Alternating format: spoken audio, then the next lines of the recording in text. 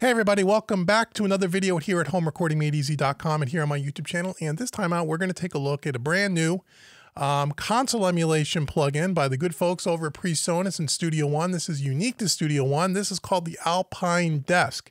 This is part of their mix effects console engine stuff that they've been doing for quite a few years now, and they've come out with some new emulations. So this is unique to Studio One. I believe it's unique to Studio One Professional, and this is not a free plugin. This is a paid upgrade, at least as of the time of the recording of this video, where you actually buy a bundle. It's called the Retro. You could get the Alpine, the Brit, and the Porta Studio, which we're going to look at those in separate videos, or you could buy them separately as well. Check Presonus for current pricing, but I know they're super affordable. I think I paid 80 bucks for all three. Fair deal. And they may be somewhere around 30 bucks for each individual, but check the website for current pricing over at presonus.com. So we're going to listen to this, and I'm going to walk you through the controls and show you how I would kind of use it and talk to you a little bit about these kinds of plugins and what they can do for you if you are new and unfamiliar with what these things do. But before we get to that, if you like what you see in this video, please consider subscribing. Also, if this is your first time here, go out to homerecordingmadeeasy.com. I want to give you a free mixing course. And by the way, if you're a Studio One user, I have the largest collection of Studio One training courses than anyone else. Anyone on planet Earth. So go over to homerecordingmadeeasy.com. Check out the training course page, and you'll see a whole section of Studio One specific training, all done in the latest version, version 5. So now let's go over to Studio One here. Let's take a look at this. So let's talk about console emulation for a quick second. The way that these plugins are intended to work and what they're trying to achieve here, in this particular one, the Alpine is based on an API console. Presonus can't say that, I don't think, due to branding reasons, but good old Uncle Dave here can say it because I don't work for Presonus. But this is my guess is this is there to emulate the API console. And so when you run audio through an old school console, any console, but an API in this particular case, you get some nonlinearity, some nice harmonic distortion, and some saturation that happens to audio that doesn't happen in the digital world. That's one of the nice things about working with analog gear is when you run a signal through analog gear, it gives it a nice pleasing sound. Without getting too technical, just understand that that's what it does. It gives it a very pleasing sound when you're going strictly digital. Minus these kinds of plugins, the sound sounds great, but it's very clean, very clinical, and it doesn't have that mojo and vibe. And so every plugin company in the world is now making plugin emulations of old analog gear. And some companies make some console emulation plugins. We've done a bunch of those reviews on this YouTube channel, and Presonus is one of the only DAWs that I know of, and I really tip my hat to them, that are making these kinds of plugins specific for their DAW. And this is wonderful. And they've done some things in the past with the Console Shaper and the Console Shaper Pro, and this is just building off of that. So here we are, we have the Alpine, aka the API console here. So now the way these are designed to be used, these are only designed to be used on the master bus or your individual buses. These are not intended and can't be placed on individual tracks like maybe some other third-party plugin companies that make something similar. This is kind of the way this works. So let me walk you through the controls. They're very simple and very easy to use. So over on the left-hand side, we have a drive knob. The more you drive signal into the plugin or into the console, again, the more coloration, the more saturation, a little bit more compression and things you're going to get. You could turn that on and off here, and you could even put a high octane on it by hitting the boost if you want to get some crunchy sounds and some audible distortion, okay? Then we have a noise here, noise control. By turning on noise is where you're going to hear kind of the hiss and kind of the white noise, if you will, that analog equipment gives. That's a perfectly normal thing with all analog equipment, especially a console, and that emulates this. But what Presonus did here, which I think is really clever, is they also put a noise gate. And what that's going to do is when audio is not passing through, let's say this specific channel, this one happens to be on the master bus, but let's say on a drum bus, say there was no audio on the drum bus, the noise gate would kick in so you wouldn't hear the noise unless there was actual audio passing through it. Does that make sense? So where you don't want to hear maybe that white noise, you want it to be kind of the hiss in the background to kind of just where it's not so noticeable. The noise gate is helpful for that. Then we have this thing called Crosstalk. And what Crosstalk is on an analog console, let's say you have a 48 channel console, channel 1, 2, 3, 4, 5, etc. And you're running audio through each one of those channels. Well, what happens inherently in an analog desk is, let's say you have your kick drum coming in on track number 1. On track number 2, you have your snare, let's say. There is some inherent bleed, if you will, for lack of a better word, or crosstalk, where a little bit of the sound of the kick, just a real faint amount, is actually also bleeding in onto the snare channel, channel 2, and vice versa. The closer in physical location those two channels are, the more crosstalk there could be.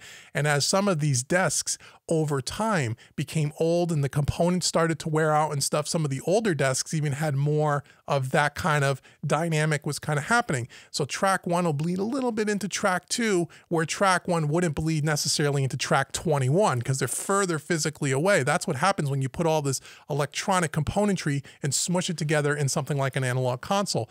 They give you the ability to dial in more or less of this. So it gets a little bit more of where the tracks kind of push together and kind of overlap each other, again, in a very subtle way. It's not something that you're going to listen to and go, oh my goodness, listen to that. But it's done subtly. I suppose it could be, oh my goodness, if you turned it all the way up. But typically I like to keep this somewhere, from 12 noon down, just a very subtle way. Now on this particular plugin, they also have the transformer here where they have a 1-to-1 and a 3-to-1, which kind of just changes the way the transformers would work in an old API console. And you're just going to get a little bit more harmonic distortion and a little bit more change to the audio signal. Again, from an audible standpoint, it's almost non-existent. From it, you can actually hear it pop out. Keep in mind that these kinds of plugins, no matter who makes them, they're done to be subtle, okay? One instance of this on a master bus is going to make a very little audible difference, even though there is stuff going on underneath the hood. And we'll talk about the way I would recommend you use these plugins in a second. So that's what the transformer does. Then we have this character knob, and the way Presonus describes the character knob is if it's all the way down here to the left to 1.0, it's like you're just running the audio signal once through the console. As you turn this thing up, it's like having the effect of having it run through multiple times. So the more you turn up the character, the more coloration and a little bit more of the effect that you're going to hear. You may hear a little bit more of a low end boost, a little bit more of a top end presence by turning the character knob up, and we'll demonstrate that in a second. And then you have your master knob here, that as you're starting to turn up the drive, turn up the character, and these all kind of work together. The way you kind of maybe adjust the drive and the crosstalk, and as you adjust the character, it's going to react a little different. You may find that the overall volume may pop up a couple of dB, and you can use the master to kind of level match the plugin. Okay. Now, the one thing that I have not been able to find, and one of the criticisms I'll have about Presonus here on this, and maybe they can leave a comment below. I'm sure someone in that company is going to watch this video. I can't seem to find a user manual on any of these plugins. I checked the website. I might be missing it. It may be there, and then, hey, my bad. I would like Tim to describe what exactly the channel versus the bus button does. My guess is the way, if I had to guess, and again, I'm just guessing, on channel mode, it's actually modeling maybe a specific channel on a console, where the bus mode, it might be modeling the bus section of the console, okay? That would be my guess. It does change the tone, and we'll listen to that, but just so I know. And then what does the eco button do? I don't know what that does. I don't know. It sounds like to me it would take more or less DSP, maybe if it's an oversampling thing. I don't really know, because when I check the performance monitor, no, it's going to make a liar out of me, right? Okay, so this has 13%. And if I turn that on or off, yeah, it goes up a couple of percentage points, down a couple of percentage points on eco. I don't know. Channel bus doesn't seem to matter. Okay, so I just wish there was a manual that told me exactly what the intent of these buttons are. So if there is one, someone please point it out in the comments. But who knows? Who cares? So anyway, what we have here is we have this on the master bus. It is also on my busing system, which I'll talk about in a second, but they are turned off because I want to demonstrate what this sounds like just if you were to drop it on your master bus. This is a mix that has quite a few tracks, I don't know, 40 tracks or so. It has not been mixed at all. It's all going down to a busing system, drums, percussion, bass, acoustic guitar, electric guitar, etc., etc. And on those buses, I have just a little channel strip by IK Multimedia just to do a little bit of EQ and a tiny bit of compression just to clean up the raw tracks a little bit. It's very, very subtle. Other than that, there is no processing on this whatsoever. Let's listen to a section here, a loop of what the Alpine desk does just on the master bus, and I'll play with the controls so you can hear it.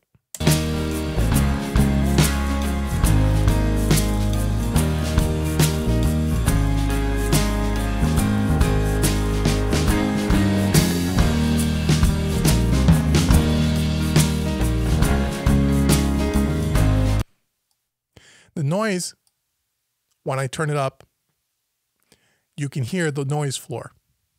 You may not be able to hear that over YouTube, but trust me, it's there. And when I turn it down, it's gone.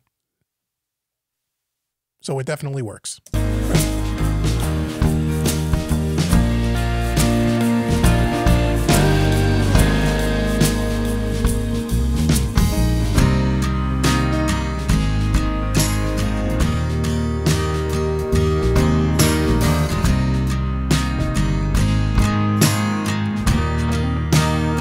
So as we turn up the crosstalk, you can hear things start to overlap and things appear to get a little bit louder because now you have these tracks all kind of bleeding into each other or crosstalk to each other. And that's where you would use the master output here to kind of level match it. So before and after the effect, it's the same volume level.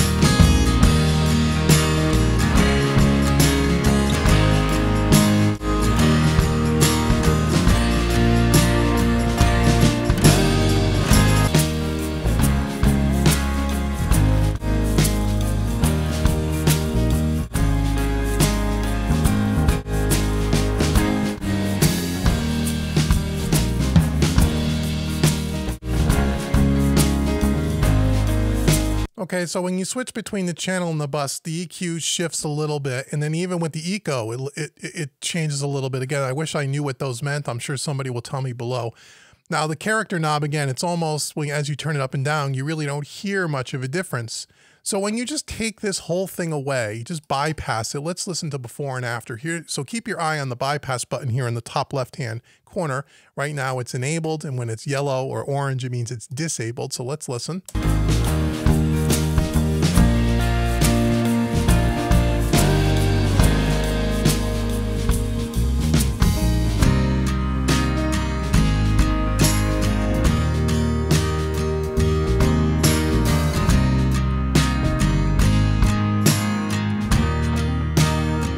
Okay, you can hear it's almost indistinguishable on just the master bus, just a slight amount. Again, how it comes across YouTube, I'm not really sure. When something this subtle, it's difficult, depending on if you're not listening to this on good studio monitors or headphones. But I'm just going to give you an honest assessment of what I hear. It's so subtle, it's unbelievable. Now, that's because we're just listening to it on the master bus. The way I would use these plugins, and I don't even see, the folks that have done demos on these so far, I haven't seen anyone use it this way, but this is how I would use these plugins. So we have this on the master bus. One of the main reasons why I use a busing system here, again, drum bus, bass bus, percussion bus, acoustic guitar, electric guitar, keys, lead vocals, background vocals, and all of that, is because I can put the mix effects on all of these. This is an accumulative effect type of a plugin, meaning that if you want to add a little bit more flavor to this, you want to put these on your individual buses because you can't put these on individual tracks, unlike some other companies that make a similar kind of plugin where they have a two-part plugin, a channel part of the plugin, and a bus part of the plugin. And the idea with those plugins is you spread them all across your entire mix, and they're subtle on every track. And as you build more tracks and build more buses, it becomes much more obvious, a little more authentic to what a real console is. This is really just on buses only. So what I would recommend you do is use a busing system. So bring all your drums down to a drum bus, all your percussion, your bass, so on and so forth. And then you put this across 5 or 6 tracks and your master bus, and it has a little bit bigger effect. So that's what I did here. So I put these and I just dialed these in quickly, again, using them in a moderate way. I'm not cranking anything. I put this on the drum bus, on the bass bus, here, percussion. What do we have here? Acoustic guitar and then electric guitars. I'm not using the vocals because of copyright problems in YouTube and all that nonsense, but we have, and on keyboards, we have 1, 2, 3, 4, 5, 6, and the master bus 7. So now listen to what that effect kind of does. It will be more obvious. And unfortunately, I can't turn them all on and off at the same time with these, with the mix engine. You can only turn off one at a time. So I'm just going to walk through these. Keep your eye on the power button. I will deactivate them one at a time and then turn them on, and you will hear a more obvious effect of these because we're using more of them. And that's the way I would recommend you use these. So here we go. Here's with them.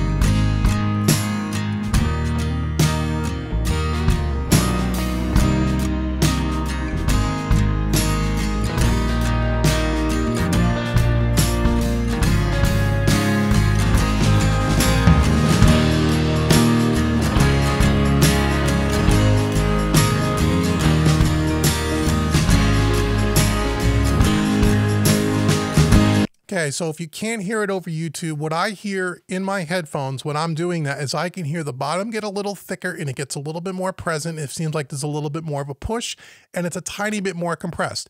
Again, it is subtle, but it is a lot more obvious to my ears when you have 7 of these going across your mix as opposed to just 1. And that's why I say I would recommend you use it this way. You could do it however you want, obviously, but that's the way I would use this. Now, again, you can push these things even harder. We're using it in a very moderate kind of settings. The more you push it, the more of that kind of sound you're going to get. And if you are having a hard time hearing it, remember, this is a subtle thing. It's not like an EQ or a reverb or something where it's going to be so obvious. This is not something that the end listener is going to hear and go, oh, listen, there's a console plugin on there. It's not supposed to be that. It takes the music and it kind of just squeezes it a little bit and adds a little bit of character to it, a little bit more of that analog sound. Okay, and that's what these things achieve to do. Okay, and it does a pretty good job. But again, I would use multiples of these across as many, the more buses you have, the more instances of these you have, the more effect you're going to kind of get. And again, you can also then tweak the individual parameters to get a little bit different of a sound. Okay, so I think this is a really, really, I just love the fact that Presonus is actually doing these kinds of plugins, okay?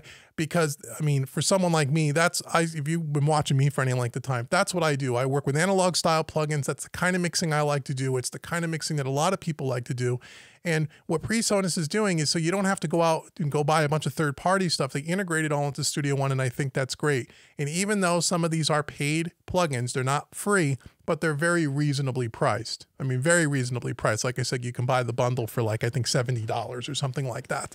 And then you could buy them individually as well. And they all have a little bit different of a sound. So in the next video, we're going to come back and we're going to take a look at the next one of the console emulators, the Brit, which is more of an SSL vibe, and we're going to listen to that. And I highly recommend that you go out and check these things out and see if you like them for yourself, and you'll find that each one of these things will sound slightly different depending on the program material. And the last thing I'll say about these plugins is that these are really designed, in my opinion, to be put on at the beginning of the mix, and you would mix into them. As I said, this particular session doesn't have a single plugin on it except what I did on the buses here and just the Alpine desk here. Okay, so you would put these on and start mixing into this, you know, with your EQ and your compression on your individual tracks. The reason why I don't do that is because I want you to I want to keep the tracks as raw as possible so you can hear what the sound of this actually does on its own, and it's not skewed at all by all the other plugins you would typically have on in a mix. So I hope you enjoyed taking a look at the Alpine desk here by Presonus and Studio One. This is great. I really like it. Again, hats off to them for keep going down this analog style plugin road. They keep putting new stuff out, and everything they've put out so far that I've heard is pretty good. It's good stuff, man. It's not a hoax. It's good stuff. And no other DAW is doing something quite like this, and I applaud them for that. So I recommend you check them out if you're a Studio One user. Now, again, you stuck around till the end of the video. I want to thank you so much. Again, I want to give you a couple of free things. So as I said at the beginning, go to homerecordingmadeeasy.com, get your free mixing course. It's worth $50. It's my gift to you just for visiting homerecordingmadeeasy.com. And by the way, that course is all recorded in Presonus Studio One version 5. So if you're a Studio One user, you'll definitely want that course. But even if you don't use Studio One, all the techniques and the concepts will apply to any DAW. And as I said, I have a large collection of Studio One specific training that if you're new to Studio One, you absolutely want to check out. And I want to give you a coupon discount code so you could check out one of those courses at a discounted rate. The coupon code I want you to use at checkout is YouTube25. That will take 25% off not only my Presonus Studio One courses, but any of my training courses on my website. So until the next video when we take a look at another one of the Mix Effects Engine by Presonus, I've been Dave with homerecordingmadeeasy.com. Thank you so much for joining me, and I'll see you soon. Take care, everybody.